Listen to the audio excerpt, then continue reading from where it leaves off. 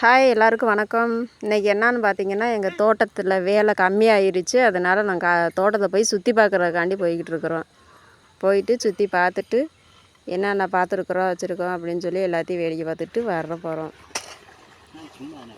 வெங்காயம் பதிச்சோம். வெங்காயம் பதிச்சிட்டது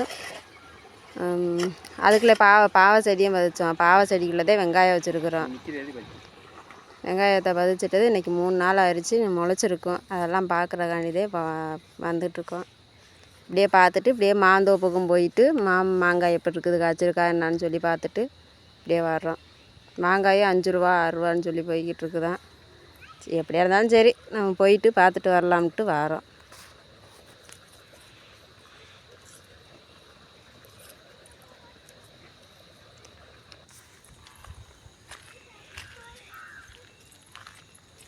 மெதுவாக நடங்க, செடியை பக்கிட்டு போகாமல். இது சோளம்.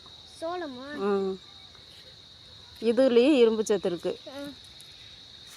இது மாட்டுக்கும் அறுத்து போடுவாங்க, நம்மளும் சாப்பிட்லாம். சோளம்லாம் குத்தி அரைச்சி மாவு எடுத்து இது பனியாரம்லாம் ஊற்றுவாங்க, நல்லாயிருக்கும் குழிப்பனியாரம்.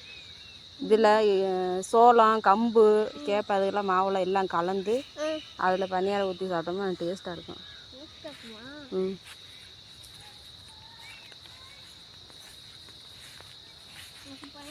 நல்லது. இது ஊற எல்லாமே இரும்பு சத்து உள்ளது.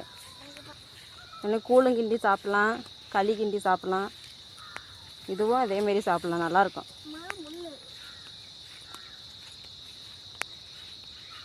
இது மாட்டுக்கு பாதி அறுத்துட்டாங்க. அறுத்துட்டு பார்த்தீங்கன்னா தளைஞ்சிக்கிட்டு இருக்கு. மறுபடியும் மழை பெஞ்சுன்னா இன்னும் நல்லா தளைஞ்சிரும்.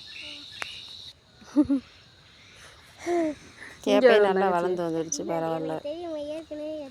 இன்னும் கொஞ்சம் நாள் ஆயிடுச்சுன்னா கேப்பையும் எடுத்துடலாம்.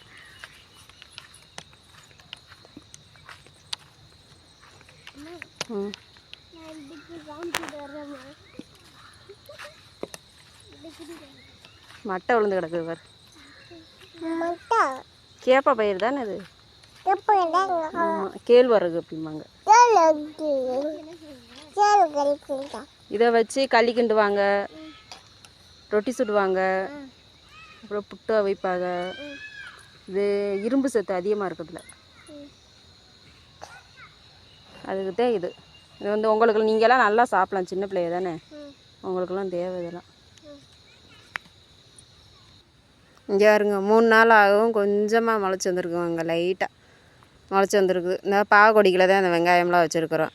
அதில் லைட்டாக முளைச்சி வந்துருக்குது. கொடி ரொம்ப ஓடலை. விதை முளைக்கவே இல்லை. வச்ச விதை உரம் எங்கனையோ ஒன்று வச்சு முளைச்சிருக்க வெங்காயமும் வச்சு விட்டதுக்குள்ளே குட்டி குட்டியாக முளைச்சிருக்கானுங்க, அழகாக தெரியுது. இன்றைக்கி வந்துட்டு பார்த்தாச்சு. அடுத்து அப்படியே மாமரத்துக்கு போயிட்டு மாங்காய் எப்படி இருக்குது என்னான்னு சொல்லி பார்த்துட்டு வரணும். மாங்காய் காய்ச்சிருக்கோம், காய்ச்சி நிறையா வந்திருக்கோம். வந்தாச்சு, மாமரத்துக்கு வந்துட்டோம். பாருங்க, பாலாமணி கல்லாமணி நல்லா காய்ச்சிருக்கு. எம்புட்டு செலவு. ஆடு கொல்லியன்னா ஒடி கொல்லியன்னா மாங்காய் நல்லா காய்ச்சிருக்கு. விலைதே இல்லாமல் போச்சு. 5 ரூபா 6 ரூபான்னு விலை போகுது. இது எப்படி ஒடிப்பு கொல்லிக்கும் பத்தாது. விவசாயம்லாம் மாமரம் வச்சுருக்கோம், ரொம்ப கஷ்டம்.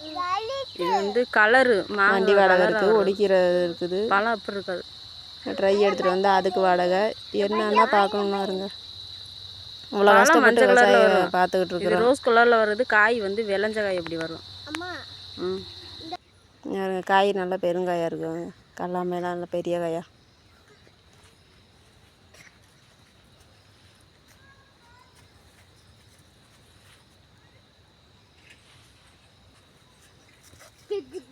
சூப்பர்.